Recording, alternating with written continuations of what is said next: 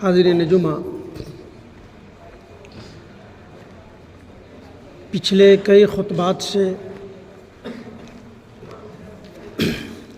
میرا موضوع چل رہا ہے اصلاح سماج کی بنیادی باتیں، یعنی سوسائٹی کب اور کیسے اچھا اور خوشگوار ہو۔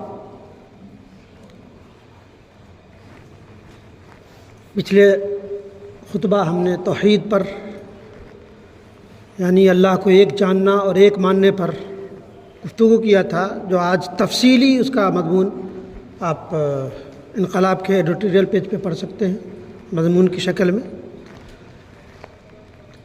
حاضرین، مذہب اسلام کا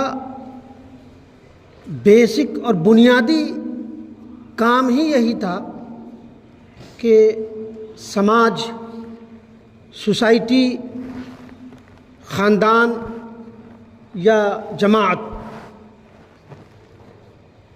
اچھا ہو، خوشگوار ہو، ہر انسان سے خوش رہے، ہر انسان سے بغض و عناد نہ کرے، غیبت، چغلی، حسد اور اس طرح کی ڈھیر ساری جو برائیاں ہیں جسے ہم آج برائی سمجھتے ہی نہیں، جبکہ رب کریم نے اس کو حقوق العباد کے زمرے میں رکھا ہے۔ حقوق العباد اور حقوق اللہ دو ہوتے ہیں، ایک اللہ کا حق، ایک بندوں کا حق۔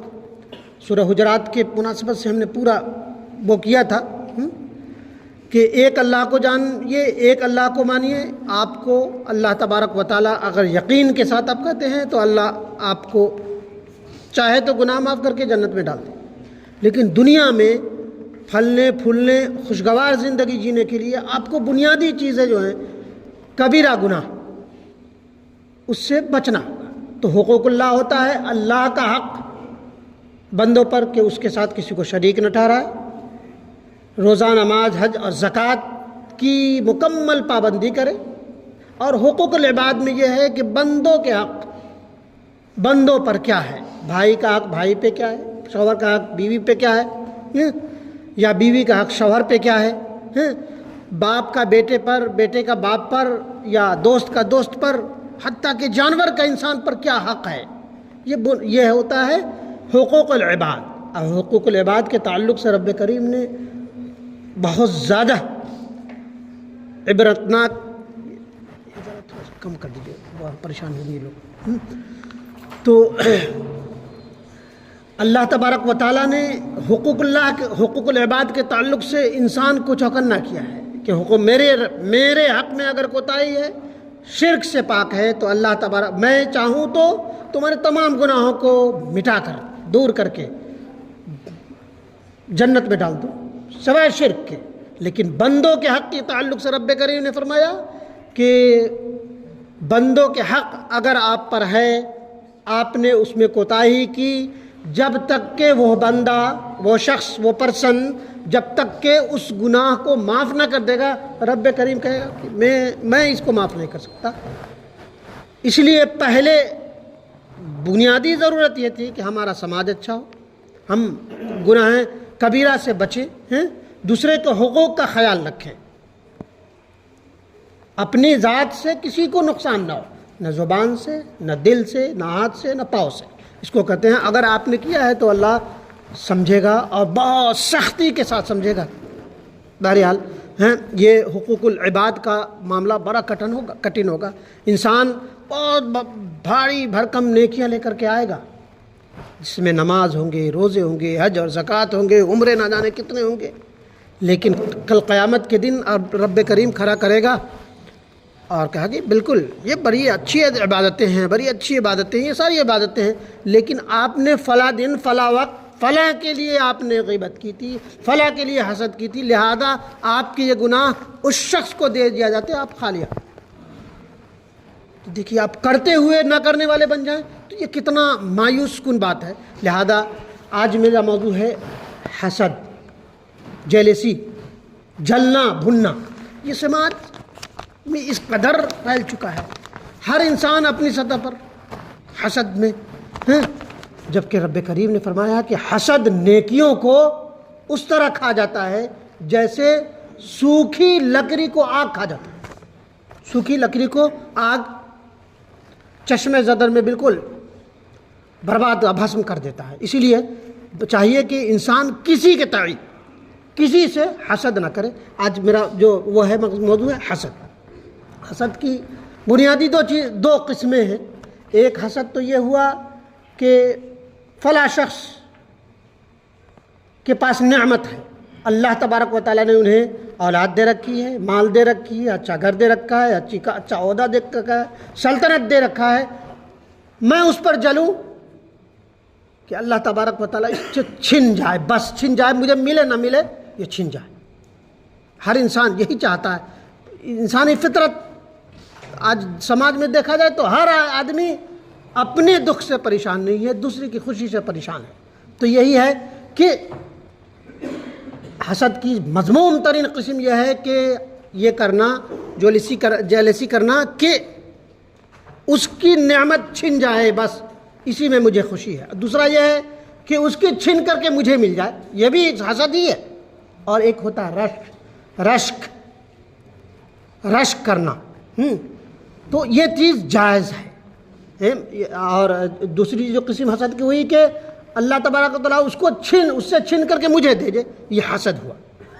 ایک تو چھن دے، برباد ہو جائے، وہ زمین اگر میرے سطح کا تھا اوپر بڑھ گیا ہے، نیچے آ جائے، میرے سطح میں آ جائے، عہدہ مل گیا، دولت مل گئی، کیا یار خوش ہے، میں پریشان ہوں، یہ حسد ہوا۔ اور اس کو صرف، اور یہ ہے کہ اگر چھن کر کے مجھے مل جائے تو یہ بھی حسد ہے۔ رشک یہ ہے کہ اللہ تبارک و تعالیٰ نے آپ کو نعمتیں دی ہیں، اللہ تبارک و تعالیٰ نے آپ کو حسن و جمال دیا ہے، آپ کو صحت دی ہے، آپ کو مال و دولت دیا ہے، آپ کو عہدہ دیا ہے، آپ کو منصب دیا ہے، آپ کو بنگلہ دیا ہے، کوٹھی دیا ہے، کار دیا ہے۔ اللہ ماشاء اللہ کہے، اللہ تبارک و تعالیٰ ماشاء اللہ، اللہ جیسا چاہے اللہ ہمیں بھی ویسا ہی نواز دے، تو یہ رشک ہوتا ہے۔ تو یہ کرنا جائز ہے، لیکن دو جو حسد ہے وہ گناہ کبیرہ میں ہے اور حقوق العباد میں بہت زبردست کوتاہی ہے، جسے اللہ تبارک و تعالیٰ اس دن کہے گا کہ میں ہر چیز پہ قادر ہوں، لیکن تم نے بندوں کے حق مارے تھے، لہذا میں اس کو معاف نہیں کر سکتا۔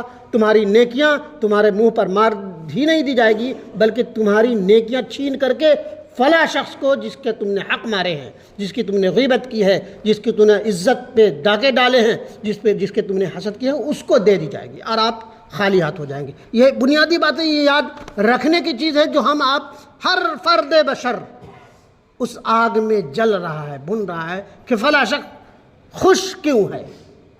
تو یہ ہے گناہ کبیرہ۔ رب کریم نے فرمایا ام یحسدون الناس علی ما آتاہم اللہ من فضلہ، سورہ النساء کی آیت نمبر 54 ہے۔ کیا یہ لوگوں سے حسد کرتے ہیں اس عطا اور فضل پر جسے اللہ تبارک و تعالیٰ نے اسے دے رکھا ہے؟ حسد کرتے ہیں اس عطا اور فرض اور فضل پر جسے رب نے دے رکھا ہے۔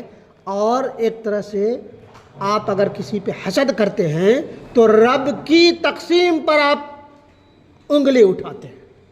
رب کی تقسیم، رب دی چاہا تب تو دیا، تو آپ رب کی تقسیم پہ آپ انگلی اٹھاتے ہیں، اس پہ رب پہ تنقید کرتے ہیں کہ رب نے اس کو دیا ہے۔ بہرحال دوسری جگہ رب کریم نے فرمایا اب یقسمون رحمت ربک نحن قسمنا بینہم، یہ سورہ زخرف کی آیت نمبر 32 ہے۔ آیت کو چھوڑتے ہوئے میں اس کے متن پہ آتا ہوں۔ کیا یہ لوگ تیرے رب کی رحمت تقسیم کرتے ہیں؟ ہم نے ہی دنیا کی زندگی کی گزران ان میں تقسیم کی ہے اور دوسرے پر ان کے درجات بلند کیے ہیں تاکہ ایک شخص دوسرے کے کام آ سکے۔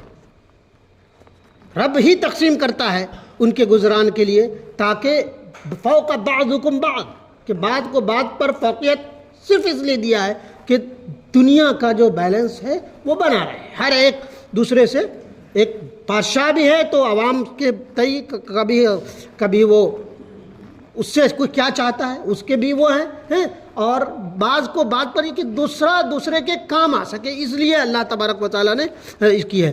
اللہ اسی طرح پیارے نبی صلی اللہ علیہ وسلم نے فرمایا لا تحاسدوا ولا تعابدوا وکونوا عباد اللہ اخوانا، کہ کوئی شخص کسی سے حسد نہ کرے، کسی سے بغض و عناد نہ کرے، کسی سے کوئی قطع تعلق نہ کرے، کسی کی غیبت نہ کرے، کسی کی تاج نہ اچھالے۔ کونوا عباد اللہ اخوانا، کہ سب مل کر بھائی بھائی بن جائیں۔ رب کریم نے کہا کوئی کسی پر وہ نہ کرے، اور دو آدمیوں پر اشک جو کہا گیا وہ جائز ہے، اور نبی اکرم صلی اللہ علیہ وسلم نے فرمایا کہ ایک ظاہری اور ایک باطنی گناہ ہوتے ہیں۔ ظاہری یہ حسد جو ہے وہ باطنی گناہ ہے، اور آپ تاریخ اور سیرت پڑھیں گے، پیارے نبی صلی اللہ علیہ وسلم کی تزکیہ نفس کا جو طریقہ کار ہے، اور صوفیہ جنہوں نے بلا شبہ صوفیہ اور علماء کرام نے جو تزکیہ کا سب سے پہلو رکھا ہے وہ کہ اپنے اندر سے بغض و عناد کو، حسد کو نکال پھینکنا، تب جا کے کوئی کامیابی کے زمرے تک پہنچ سکتا ہے۔ اس لیے صوفیہ کا طریقہ تھا، اور جو قرآن و حدیث کے عین مطابق تھا، کہ کوشش کرتے تھے کہ بیٹھے لوگ اور اپنے من میں ڈوب جائیں، اپنے من میں ڈوب کر اپنی خرابیاں کو نکال کر پھینک دے، اور جس دن اپنی خرابیاں نکل جائیں گی یا اپنے گناہوں پر اپنی نظر پڑ جائے گی، انشاءاللہ اس انسان کا بیڑا پار ہے، وہ کامیاب ہے۔ تو اور یہ بھی نبی اکرم صلی اللہ علیہ وسلم نے فرمایا کہ انسان چونکہ غیر معصوم ہے، معصوم نہیں ہے، نبی صرف معصوم ہے، انسان غلطیوں کا پتلا ہے، اسے حسد ہو سکتا ہے، جیلسی ہو سکتی ہے کہ فلاں کو ملے تو وہ صرف آ جائے فوراً اس کو دفع کرے، ماشاء اللہ لا قوت الا باللہ، فلاں کے حسد پہ آپ کو اگر کرن ہو، جلن ہو تو فوراً کہے ماشاء اللہ، اللہ جیسا چاہے، اللہ تبارک و تعالی ہر چیز پر قدرت رکھتا ہے کہ وہ کس کو کیا کرنا ہے، تو لہذا آنا فطری بات ہے، آ کر کے اس میں بیٹھ جانا، بغض و عناد کو گھر کر لینا، اور یہ آخر تک اسی حربے میں لگا رہنا کہ یہ میرے سطح کا آدمی یہ اوپر کیوں بڑھ رہا ہے، نہ بڑھنے پائے، میں اسی کا ہمجولی تھا، دوست تھا، اس کو اچھی جاب مل گئی، میں وہیں پڑا ہوا ہوں، میں تو نالج میں زیادہ تھا، میرے پاس علم زیادہ تھا، میں فلاں جگہ میں رہتا تھا، اس کی جگہ بڑی کار ہو گئی، بڑا محل ہو گیا، تو یہ فطری ہے، لیکن آئے فوراً دفاع کرے اور اس کو ختم کرنے کی کوشش کرے۔ اہل کتاب نبی اکرم صلی اللہ علیہ وسلم سے حسد کرتے تھے، من شر حاسد اذا حسد، کہ حاسدوں کے حسد سے پناہ چاہتا ہوں۔ نبی اکرم صلی اللہ علیہ وسلم کو حسد کرتے ہوئے یہود و نصارہ نے آپ پر جادو کیا، کاہن کی، آپ کو پریشان کرنے کی کوشش کی، اس وقت یہ سورۃ الفلق نازل ہوئی، اور اللہ تبارک و تعالیٰ یہ فلق اور ناس 11 آیتیں پڑھتے گئے اور کھلتا گیا حسد۔ تو حسد یہ پرانا مرض ہے، اور اہل کتاب اکثر لوگ باوجود حق واضح ہونے کے بعد محض بغض کی بنیاد پر تمہیں چاہتے ہیں کہ وہ اپنی سطح پر لے آئے، یعنی کفر و انکار کی زندگی جینے پر ہو جائے، حق جبکہ واضح ہے۔ ان کی کتابوں میں بھی واضح طور پر ہے کہ نبی ایک آئیں گے جو آخری نبی ہوں گے، جس پر ایمان لانا ضروری ہے، اور یہی کامیابی و کامرانی کا واحد سبب ہے، لیکن صرف بغض و عناد کی بنیاد پر وہ نبی اکرم صلی اللہ علیہ وسلم سے، انبیاء سے کرتے رہے، اور صحابہ کرام سے، تابعین سے، اور مسلمانوں سے یہ اہل کتاب حسد کرتے ہیں، تو ان کو اعراض کریے، ان کو جانے دیجیے۔ اس نبی مدینہ جانے کے بعد کی آیت ہے، کہا کہ یہ کرتے ہیں، ان کو کرنے دیجیے، وقت آئے گا تو اللہ تبارک و تعالیٰ سمجھ لے گا، اور آپ کو اجازت ہوگی کہ اس سے ببانگے دو حل سمجھ لیں۔ نبی بدایہ والنہایہ کی ایک حدیث ہے کہ مومن جو ہے، مومن رشک کرتا ہے، منافق حسد کرتا ہے۔ منافق کی پہچان کیا ہے؟ کہ مومن رشک کرتا ہے کہ فلاں شخص کو نعمت ملی ہے، اللہ تبارک و تعالیٰ اللہ اس کے مال و دولت میں برکت دے، مجھے بھی دے دے، لیکن منافق حسد کرتا ہے، وہ چاہتا ہے کہ بس مجھے ملے نہ ملے، حسد وہ اس کو ختم ہو جائے۔ بہرحال نبی اکرم صلی اللہ علیہ وسلم کی حدیث ہے ایاکم والحسد فإن الحسد یأکل الحسنات کما تأکل النار الحطب۔ ابو داؤد کی روایت ہے، حسد سے بچو، حسد نیکیوں کو اس طرح کھا جاتا ہے جیسے سوکھی لکڑی کو آگ کھا جاتا ہے، اسی طرح انسان کی نیکیوں کو حسد کھا جاتا ہے۔ یہ بات واضح ہوئی کہ حسد ایک عظیم ترین گناہ ہے۔ یہاں وقت اجازت نہیں دیتا کہ بڑی لمبی چوڑی باتیں کی جائے، انشاءاللہ اس کا تفصیلی جائزہ لیا جائے گا، جو اگلے جمعہ کے مضمون میں انشاءاللہ یہ کروں گا، آپ چاہے تو پڑھ سکتے ہیں۔ رب کریم نے بڑی واضح ترین لفظوں میں ہمارے کامیابی اور کامرانی کی چیزیں بیان کر دی ہے، اور یہ اب ہمارے اوپر ہے۔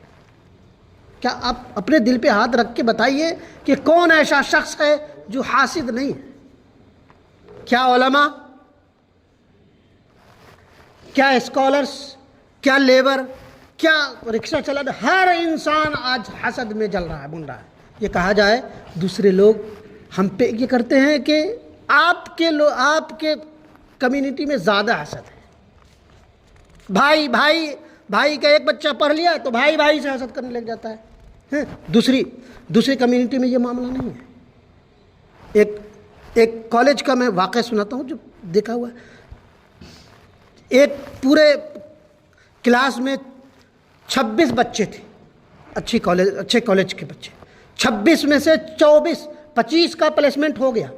ایک سکھ کمیونٹی کے بچی رہ گئی جس کا پلیسمنٹ نہیں ہو سکا، نوکری نہیں ہو سکا۔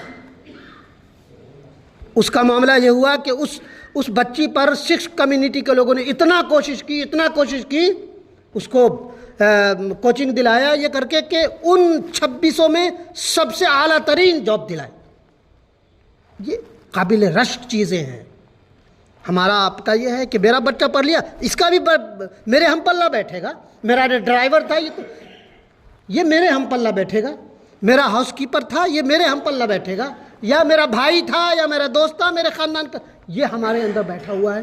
اس گندگی کو بہرحال نکالنا ہوگا اگر ہم کامیابی و کامرانی کی زندگی جینا چاہتے ہیں، ورنہ آپ اس بھرم میں رہیے کہ آپ کی نمازیں، آپ کے روزے، آپ کے حج اور آپ کے زکوٰۃ آپ کو کامیابی کی بلندی تک پہنچا دے گا اور آپ کو جنت میں پہنچا دے گا۔ جھوٹ ہے، فریب ہے۔